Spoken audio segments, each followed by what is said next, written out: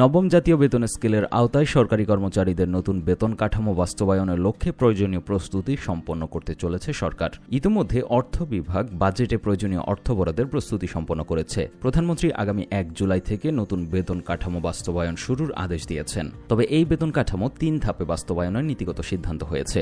নতুন বেতন কাঠামো বাস্তবায়ন সংক্রান্ত সরকারের আর্থিক সিদ্ধান্ত বাস্তবায়নের রেওয়াজ অনুযায়ী সর্বশেষ ধাপ হচ্ছে সচিব কমিটির সুপারিশ।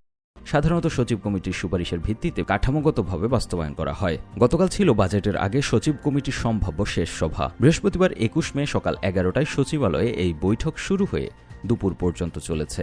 সূত্র জানাচ্ছে, নতুন পে স্কেল বাস্তবায়নের আর্থিক চাপ মোকাবেলায় 2026-27 অর্থ বছরে জাতীয় বাজেটে প্রয়োজনীয় বরাদ্দ রাখার সিদ্ধান্ত চূড়ান্ত করা হয়েছে। এজন্য প্রায় 35,000 কোটি টাকার বিশেষ থোক বরাদ্দ সংরক্ষণের পরিকল্পনা রয়েছে। তবে সভায় পূর্ণাঙ্গ সিদ্ধান্ত আসেনি। সচিব কমিটির বৈঠকে 3টি বেতন কমিশন, যথা সাধারণ গণকর্মচারী, বিচারক এবং প্রতিরক্ষা বাহিনীর সদস্যদের বেতন বাস্তবায়ন প্রতিবেদনের মধ্যে 2টি নিয়ে চূড়ান্ত আলোচনা হয়েছে। তবে তৃতীয় প্রতিবেদনটি পরবর্তী বৈঠকে আলোচনা করা হবে বলে জানা গিয়েছে। অর্থ বিভাগের সংশ্লিষ্ট কর্মকর্তারা জানিয়েছেন, পুরো প্রক্রিয়াটি বাস্তবসম্মত ও ত্রুটিমুক্ত করতে আরও কয়েকটি বৈঠকের প্রয়োজন হতে পারে। তবে প্রক্রিয়া সম্পন্ন হতে কিছুটা সময় লাগলেও আগামী 1 জুলাই থেকে নবম পে স্কেল কার্যকর করার সিদ্ধান্ত চূড়ান্ত হয়েছে।